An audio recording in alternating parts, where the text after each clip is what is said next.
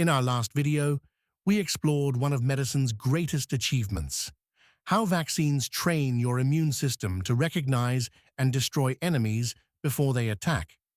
We saw the incredible power of immune memory and how a well-prepared system can protect you for decades. But here's the question that naturally follows: does that protection last forever?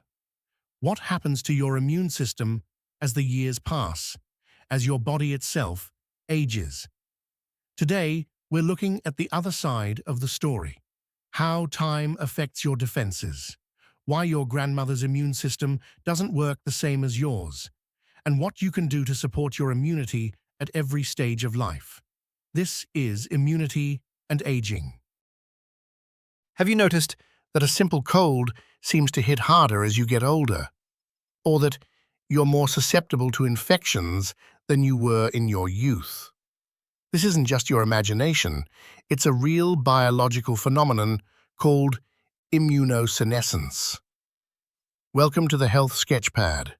I'm Dr. AB, and today we're exploring why our immune systems age and what we can do about it.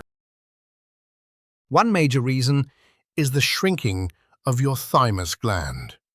This vital organ, located behind your breastbone, is where T cells, your immune system's special forces, are trained. But after puberty, your thymus gradually shrinks and is largely replaced by fat.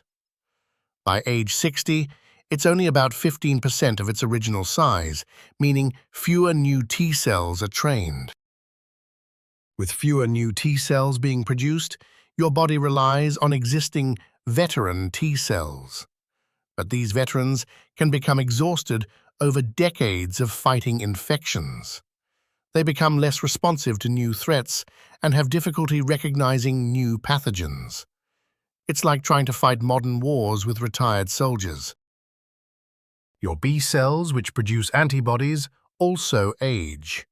They become less efficient at creating diverse antibodies and have trouble switching to new targets. This means your body produces antibodies that are less effective against new strains of viruses. The antibody factories are still running, but they're using outdated blueprints. Another key issue is aging, chronic, low-grade inflammation that increases with age.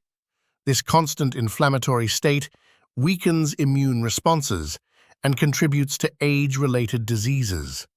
It's like having a small fire constantly burning in the background, distracting your immune system from real threats. This explains why vaccines may be less effective in older adults and why booster shots are often needed. The aged immune system doesn't respond as vigorously to vaccination. However, vaccines still provide crucial protection. They're just more important than ever for seniors. While we can't stop time, we can influence how our immune systems age. Regular exercise improves immune circulation. Adequate protein supports immune cell production.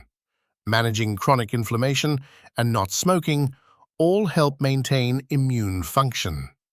It's about optimizing what we can control. Certain nutrients become particularly important. Vitamin D supports immune function. Zinc is crucial for T cell development, and protein provides building blocks for immune cells. Discuss supplementation with your doctor, as needs may change with age. To recap, immune aging involves thymus shrinkage, T cell exhaustion, less effective antibodies, and chronic inflammation. But through lifestyle choices and appropriate medical care, we can support our immune system through the aging process. Understanding immune aging helps us make smarter health choices as we get older. If this helped you understand why immunity changes with age, share this knowledge with someone who might benefit. Subscribe to the Health Sketchpad for more health insights across the lifespan.